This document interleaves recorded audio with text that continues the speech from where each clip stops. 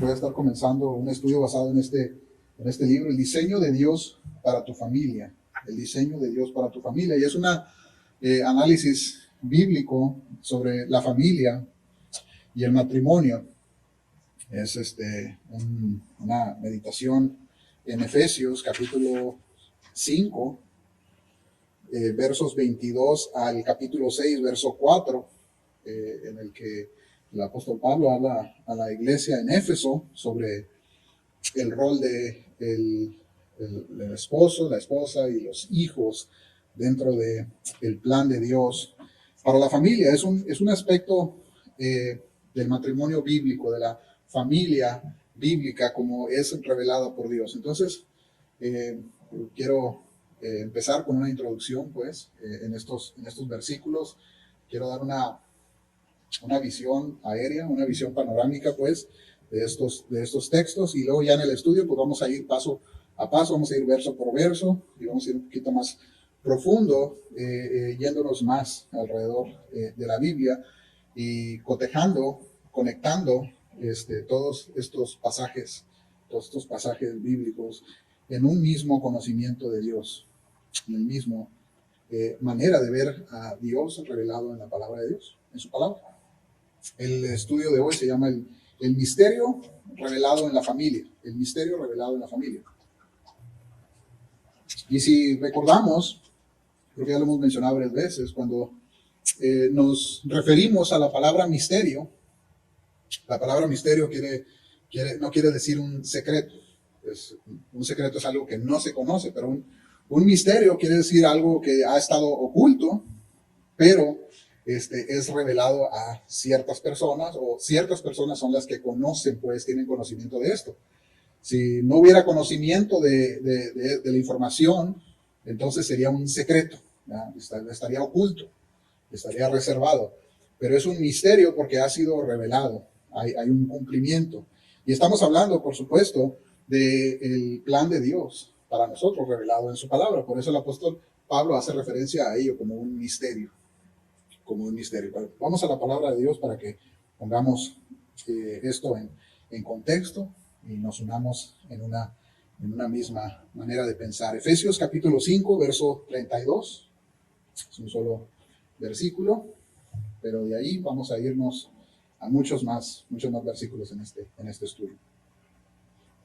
Efesios 5, 32 dice así: grande es este misterio, pero hablo con referencia a Cristo y a la iglesia. Entonces, vemos que el matrimonio, la familia, es un misterio revelado por Dios. Ahí se revela su plan, el plan de Dios. Y debido a ello, encontramos que en la actualidad el matrimonio y la familia en sí están bajo ataque.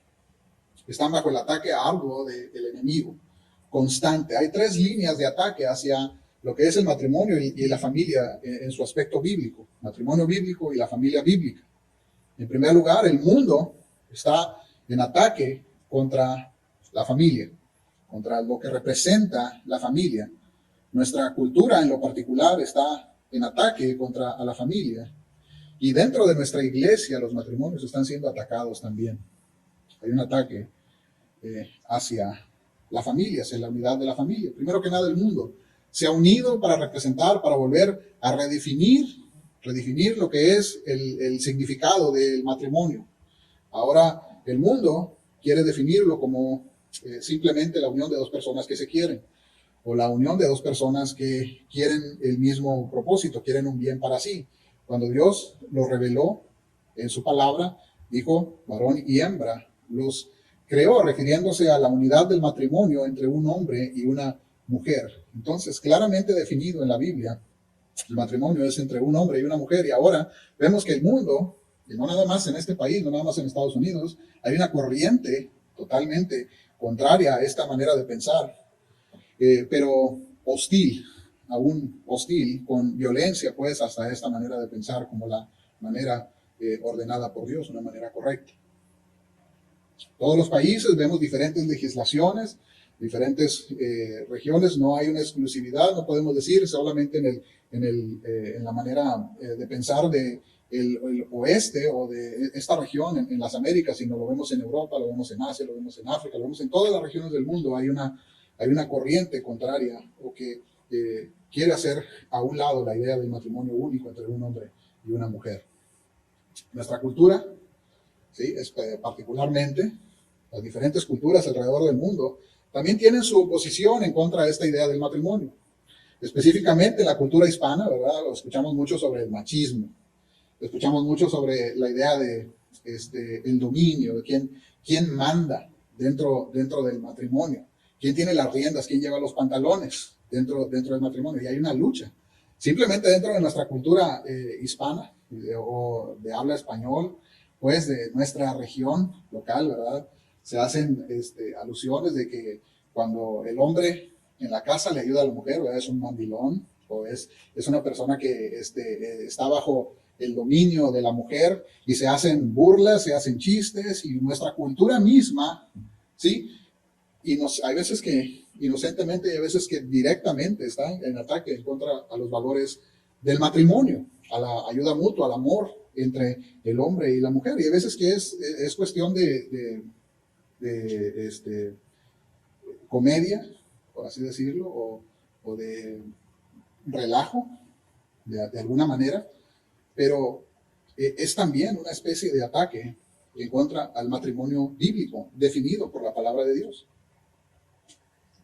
Nuestra cultura ataca constantemente la idea del matrimonio. Y en nuestra iglesia, y alrededor del mundo, en las iglesias del mundo, vemos que dentro de la casa de Dios, dentro de la iglesia de Dios, el matrimonio está constantemente bajo ataque. Estas ideas han influenciado, se han introducido dentro de las iglesias. Las ideas que atacan el mundo, las ideas que atacan nuestra cultura, no estamos exentos dentro del pueblo de Dios de estos ataques. Y vienen, entran, aún escuchando la verdad, aún leyendo lo de la palabra de Dios, vemos que vienen estos ataques y se introducen dentro de la iglesia. Hay un propósito para ello, ¿sí?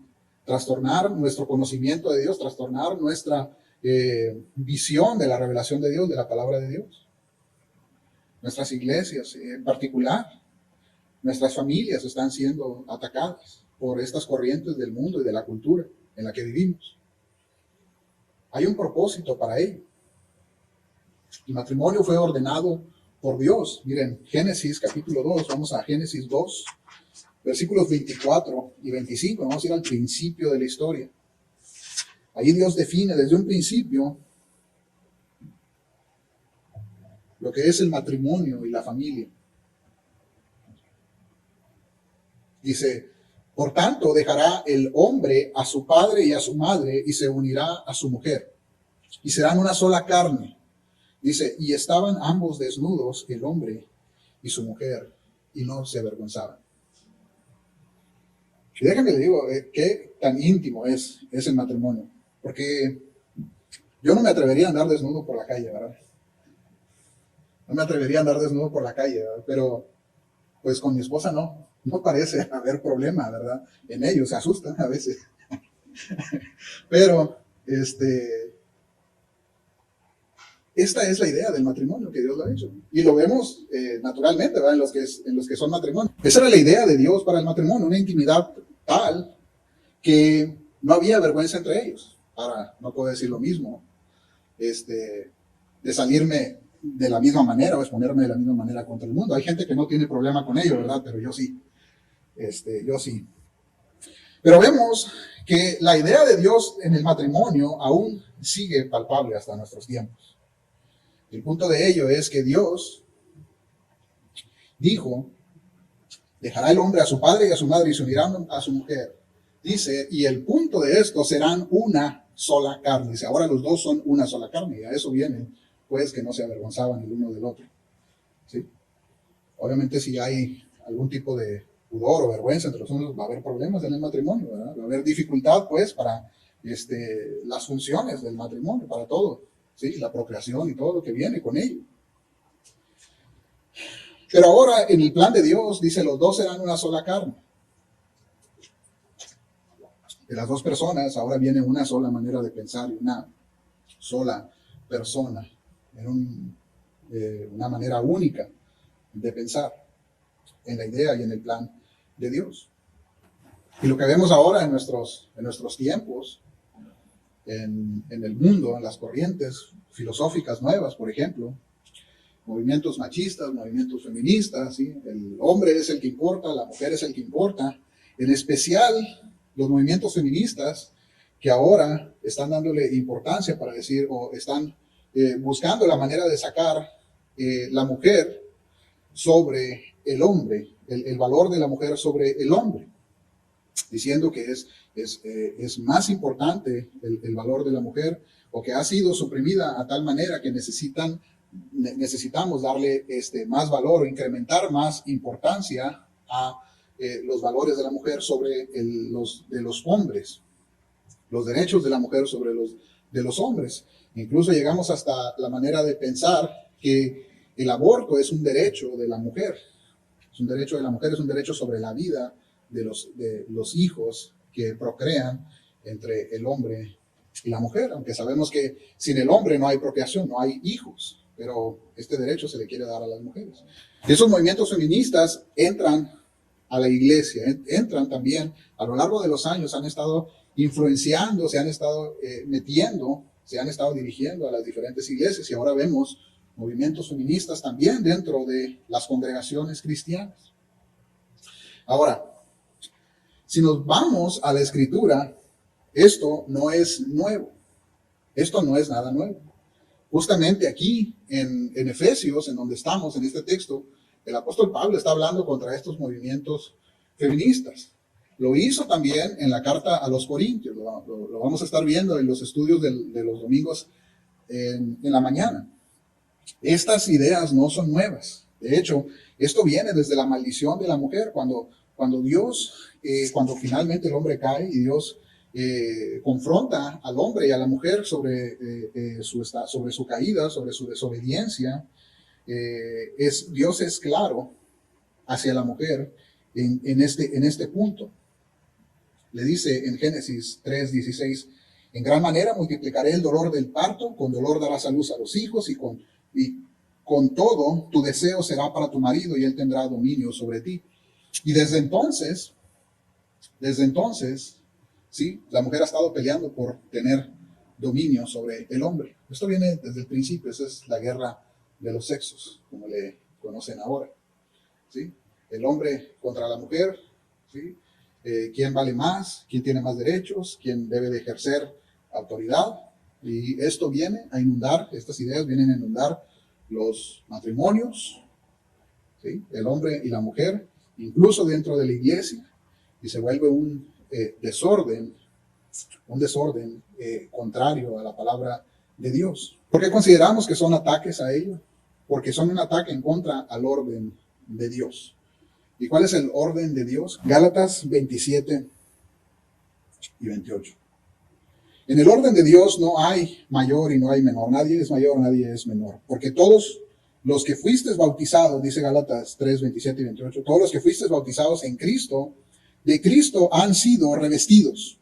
No hay judío, no hay griego, no hay esclavo, no hay libre, no hay hombre ni mujer, porque todos son uno en Cristo. Dentro de la iglesia no cabe la superioridad. ¿Sí? Esta mañana escuchamos en el mensaje, todos somos iguales, Dios nos mira a todos igual. ¿Qué es la manera en la que todos somos iguales? Todos somos pecadores. Por cuanto todos pecaron, están destituidos de la gloria de Dios. No hay quien peca más, no hay quien peca menos. ¿Sí?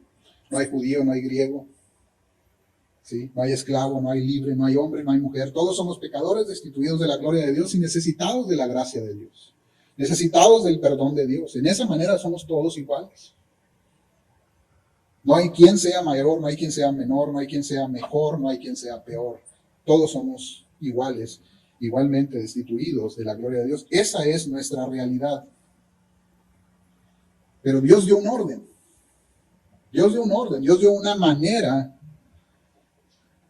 de dirigirnos, porque Dios es un Dios de orden. Eso también se lo dijo a la iglesia de los Corintios.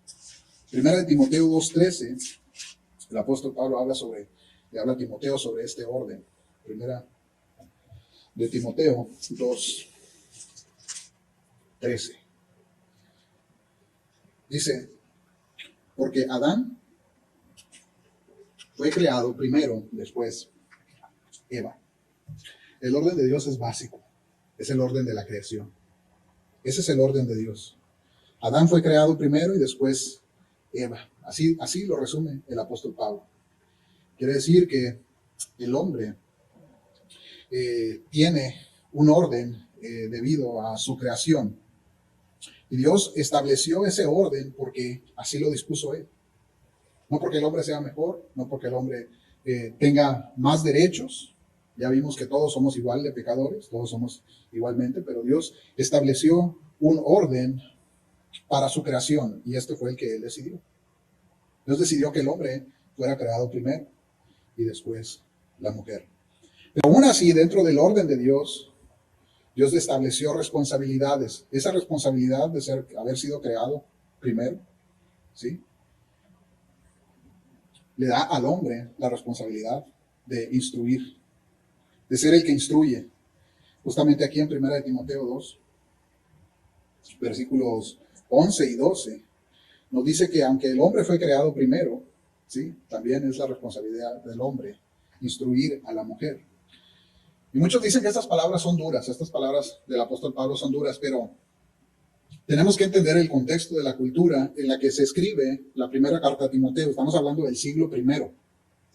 Estamos hablando de que en este tiempo no había dificultad para entender que el hombre era el sacerdote de la casa. Al menos en el pueblo de Israel, esta era la manera en que era instruida la familia y pasaba de generación en generación.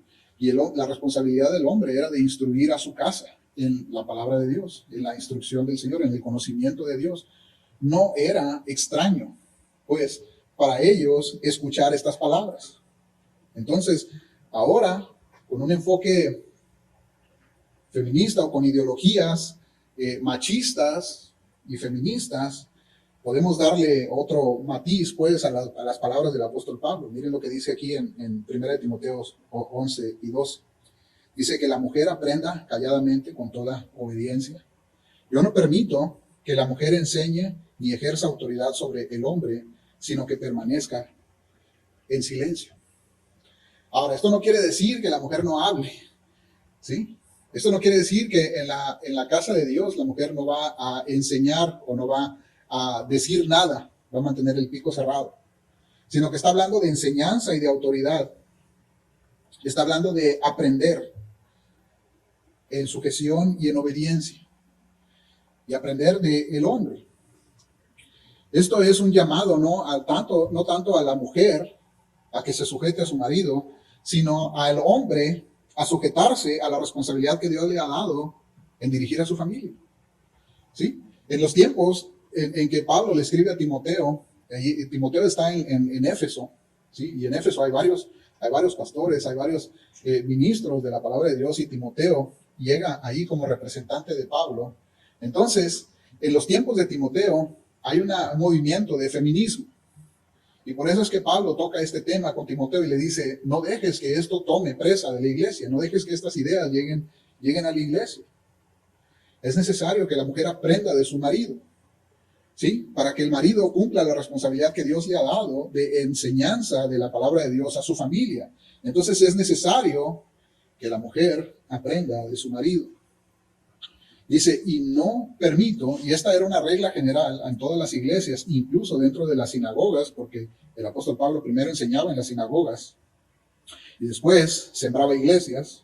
Dice, la mujer no enseña ni ejerce autoridad sobre el hombre dentro de la iglesia, sino que aprende en silencio. Y a lo que se refiere esto es precisamente al pastorado. Está hablando de ejercer autoridad dentro de la iglesia, está hablando de ejercer el oficio de pastor o de anciano dentro de la iglesia. Porque obviamente estos movimientos feministas estaban dándole auge a que se levantaran mujeres a querer tomar la posición de pastor. Y si nos venimos a nuestros tiempos, ¿verdad? Pues ahora abundan, tal vez hay más iglesias con mujeres pastoras, ¿sí? Simplemente en nuestra comunidad. Y eso no habla muy bien de los varones, de los hombres dentro de esas iglesias. No considero yo que sea la culpa de las mujeres, pues, que se han levantado a tomar esta responsabilidad de enseñar, de la instrucción, de la enseñanza de la palabra, de la predicación, sino habla más bien de la condición del hombre en nuestras comunidades, en nuestra sociedad.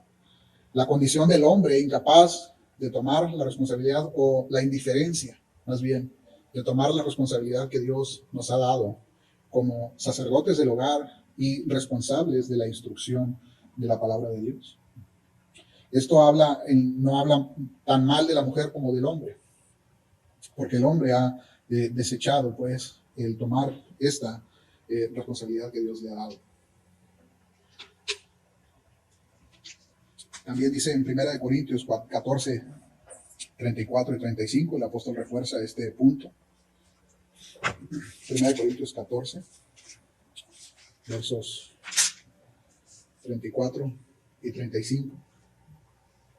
Las mujeres guarden silencio en las iglesias, no les es permitido hablar, antes bien que se sujeten, como dice también la ley. ¿Sí? Esto viene del Antiguo Testamento, son enseñanzas que ya habían estado en el Antiguo Testamento. Y si quieren aprender algo, que pregunten a sus propios maridos en casa, porque no es correcto que la mujer enseñe o hable en la congregación. Como les digo, no estamos diciendo que la mujer no puede hablar o no puede comunicarse, pues. No es en el sentido de hablar, sino en el sentido de tomar el rol de enseñanza, el ministerio de la enseñanza dentro de la iglesia. Obviamente, dentro de la iglesia, particularmente aquí en Loma Alta, tenemos ministerios en los que las hermanas toman el rol de la enseñanza, ¿no? Con los jóvenes, con los niños, con los pequeños, incluso con las mismas mujeres, con las hermanas, así como Pablo también le dice a Timoteo, las mayores enseñan a las más jóvenes, ¿verdad? Y entonces es importante el rol, el trabajo de la mujer en la enseñanza, ¿sí? Pero dentro del orden establecido por Dios. Así es que el hombre ha dejado esta responsabilidad y la mujer ha tenido que salir al quite. Esa es la realidad. Muchas mujeres han tenido que salir al quite para seguir. Pablo mismo habla sobre esto. Dice, hay quien enseña, hay quien predica a Cristo, ya sea por contienda o por vanagloria o por sinceramente, honestamente. Dice, pero al final Cristo es predicado, ¿verdad? Y ya sea por un motivo u otro, el punto es que Cristo sigue siendo predicado y que sí, Cristo siga siendo predicado. 2 Corintios 4,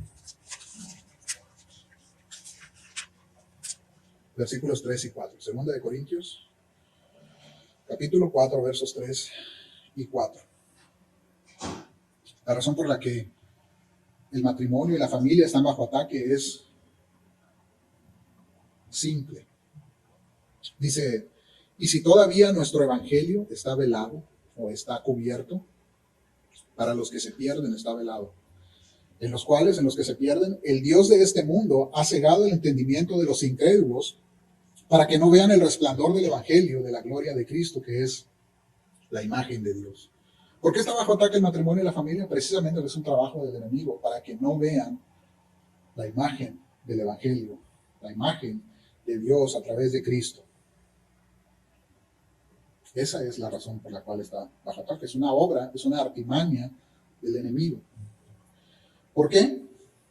Lo vimos en Efesios 5:32, porque el matrimonio es la representación misma de la relación entre Cristo y la iglesia. Grande es este misterio, pero hablo con referencia a Cristo y la iglesia.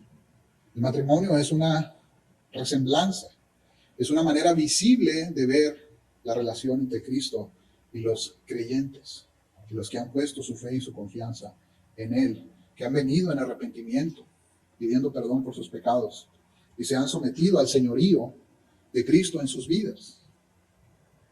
La responsabilidad espiritual entonces es del varón. Miren, 1 Corintios 16:13.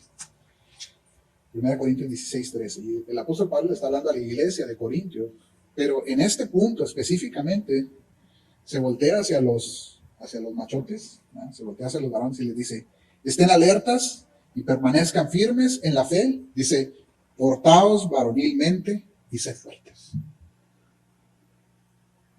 Básicamente le está diciendo, pórtense como hombres. Pórtense como hombres. Porque su responsabilidad espiritual es en el hogar. Se requiere hombres verdaderos. Hombres que se portan varonilmente para enseñar la palabra de Dios en los hogares. Para ser un ejemplo de obediencia en el hogar. Hombres verdaderos para ser guías espirituales de su familia. Hombres verdaderos para dirigir a su familia en la palabra de Dios. Porque a su misma vez hay una línea divina de sujeción. ¿Sí? El hombre no puede ser independiente en cuanto a la enseñanza de Dios. Porque así como la mujer aprende del hombre, el hombre tiene que aprender. ¿Y de quién va a aprender? El hombre. No nos queda más que aprender de la palabra de Dios mismo. Miren, Efesios 2, vamos a regresar a nuestro texto principal, Efesios capítulo 5, verso 22 al 24. Hay una línea de sujeción, hay una línea de sometimiento. Así como en las compañías hay una estructura de mando, también Dios tiene una estructura, una línea de sujeción. Dice 22 al 24, Efesios 5, las mujeres estén sometidas a sus propios maridos como el Señor, y estamos hablando de la enseñanza, ¿verdad? Estamos hablando de estar sujetas en ello, así como al Señor, porque el marido es cabeza de la mujer, así como Cristo es cabeza de la iglesia, siendo Cristo mismo el Salvador del cuerpo. Pero así como la iglesia está sujeta a Cristo, también las mujeres deben estar a sus maridos en todo. Entonces, sí, vemos esta responsabilidad. Hay veces que lo podemos tomar como un privilegio el enseñar, pero también implica la responsabilidad de estar sujetos a Cristo mismo como iglesia. Estar sujetos a Cristo mismo en la obediencia. Porque no estamos independientes. No somos independientes. No somos más en la cuestión de los varones. No somos más que las mujeres. Somos igualmente dependientes de Cristo. Igualmente sujetos a Cristo. Y así debemos estar. Esta sujeción no es arbitraria, no es autoritaria, sino es una sujeción en amor. Cristo mismo dijo, Juan capítulo 14, verso 15. Si me amas, guardarán mis mandamientos. Si me amáis, guardaréis mis mandamientos. ¿Sí? La sujeción, la obediencia a la palabra de Dios depende del amor. ¿Sí? Si no ¿cómo podemos decir que amamos a Dios, que amamos a Cristo, si no nos sujetamos a su palabra, si no escuchamos sus mandamientos? Si no somos obedientes y ignoramos su palabra, o si somos contrarios a su palabra, hacemos lo contrario a ella. Dice Efesios 5, 25. Maridos, amad a vuestras mujeres así como Cristo amó a la iglesia y se dio a sí mismo por ella. Hay una dependencia de amor en cuanto a la sujeción. ¿Qué mujer no se va a sujetar al hombre que la ama? Al hombre que se da a sí mismo por ella.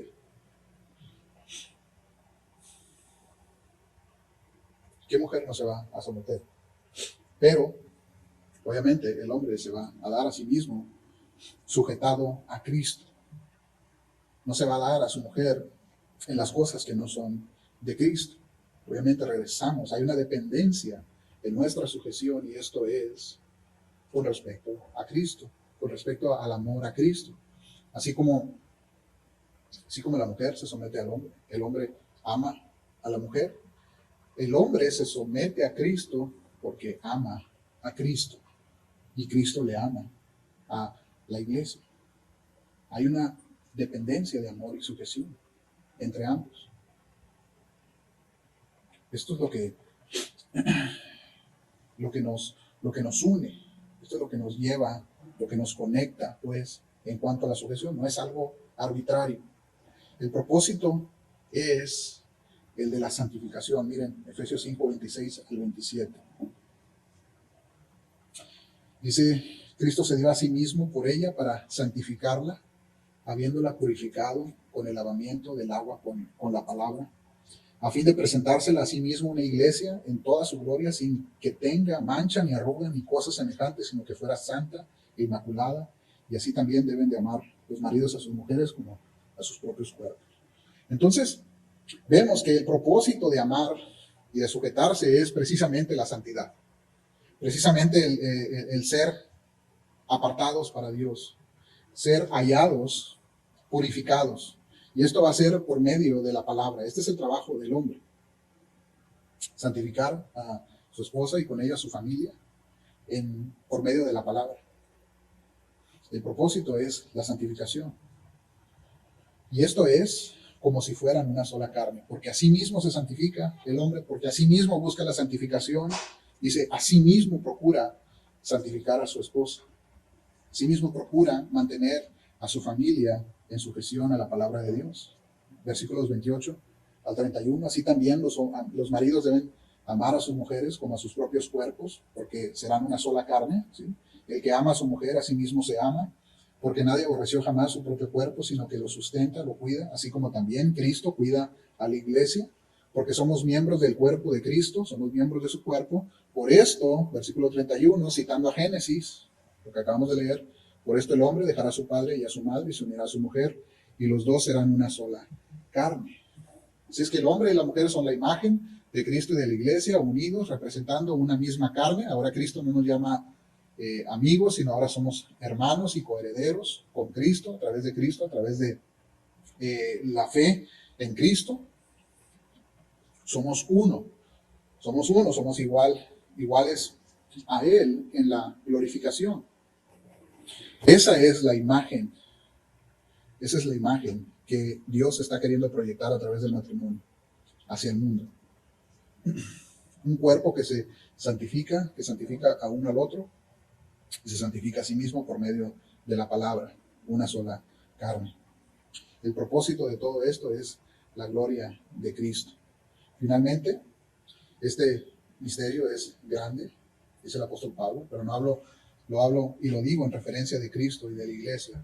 Todo esto, enseñanza sobre el matrimonio, realmente está hablando el apóstol Pablo y está haciendo una alusión a Cristo y la iglesia y nuestra dependencia de Cristo. La familia y el matrimonio son figuras de la relación de Cristo y de la iglesia. ¿Y quién es Cristo para nosotros? ¿Quién es Cristo? Quien estando sentado en su trono se despojó a sí mismo para venir a cumplir la voluntad del Padre con respecto a nuestro pecado, porque estábamos todos igualmente destituidos de la gloria de Dios. No que fuéramos tan pecadores, sino que éramos suficientemente pecadores para estar destituidos de la gloria de Dios. Y es por eso que Cristo vino a este mundo a vivir una vida perfecta, la cual no podíamos nosotros vivir. Él la vivió por nosotros, y en la cruz Cristo pagó por nuestras culpas. En su resurrección, Cristo venció a la muerte y se sentó a la diestra del trono de Dios. Ahora, por la fe, Cristo es nuestro Señor, nuestra cabeza, nuestro Salvador. Cristo, quien se dio a sí mismo por nosotros para santificarnos con su palabra, ahora nos ama, nos sustenta, nos cuida, porque somos parte de su cuerpo. Somos parte de Él, y si creemos en Él, nos arrepentimos de nuestros pecados, pedimos perdón para que seamos adoptados en la familia de Dios. Ahora somos parte de una familia grande, la familia de Dios, la familia de la fe, y parte del cuerpo de Cristo, la iglesia del Dios vivo.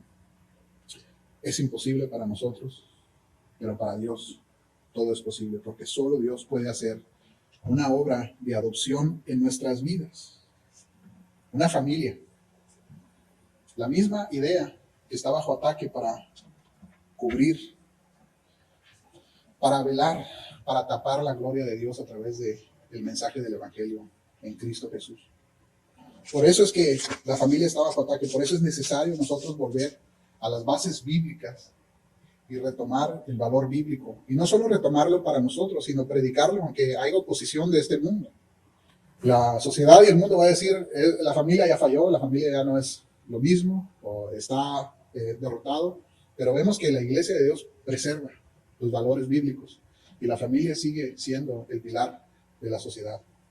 Aunque lo quieran o no reconocer, Dios sigue obrando, Dios sigue bendiciendo a las familias que son obedientes, a los padres que se someten a la enseñanza bíblica, a dirigir y a ser sacerdotes de sus hogares, santificando a sus esposas por medio de la palabra y dirigiendo a sus familias por medio de las enseñanzas de la palabra de Dios.